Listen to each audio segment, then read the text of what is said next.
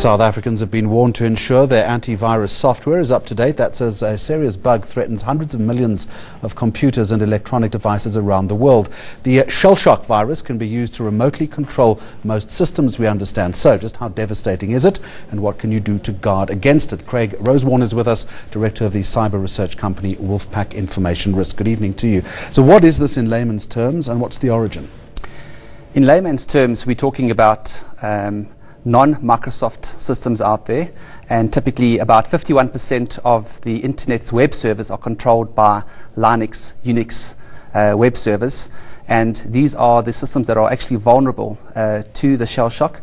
In essence, it's nothing new. It is a bug or a weakness that has been around for the last 22 odd years that was only now recently discovered, which opens up these systems that are running it to actually being taken over or controlled by malicious actors. Explain that a little further. If I'm infected, what is the outcome? What do I see?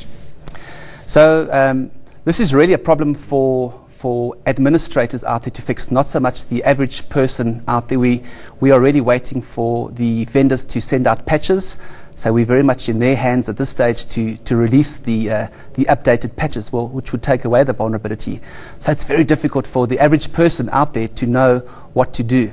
The scary part, though, is it's not just the web servers that we're talking about, but it's actually a range of other devices which you probably won't even realize. You know, people talk about the Internet of Things nowadays, which is everything from your microwave fridge, printing device at the office, your little router at home, that is running a form or a flavor of a Linux platform, which many of them are now actually vulnerable to this type of attack. Realistically, how vulnerable are these devices?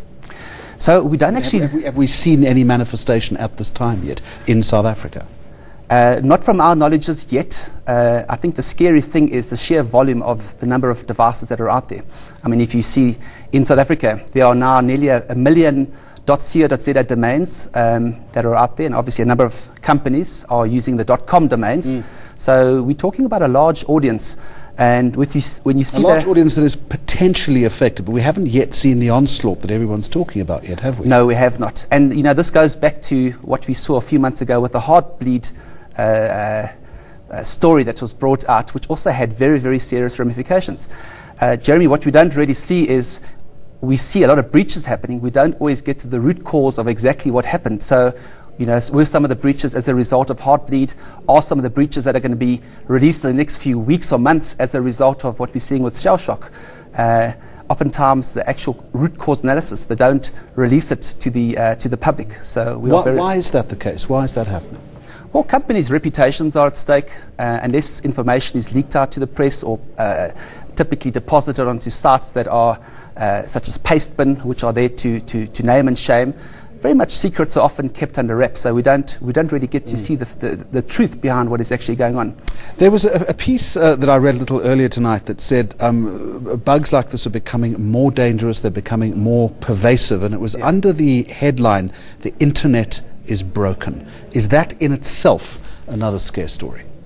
Well, the internet wasn't built with security in mind. Many of the devices that are controlling our critical infrastructure, you know, such as power, electrical, even our sewage systems, were never built with security in mind. In fact, quite the opposite. So we are now trying the hard job of trying to patch on security onto these systems. Many of them are actually outdated. But the reality is we're not really keeping up with that, are we? No, we're not. We are not keeping up. And when you see the sheer volume of transactions happening in the internet economy, you know, people are talking about between $2 to $3 trillion is generated online. And that is equivalent to the GDP of the whole of Africa and Middle East, for example's sake. So we're talking about a large volume of money being traded online, and it is a really attractive source for those with ill intent. It's very disturbing. Thank you very much for joining us. Graig Rosewarne with us there, Director of the cyber research company Wolfpack Information Risk. When Newsnight continues, business and weather.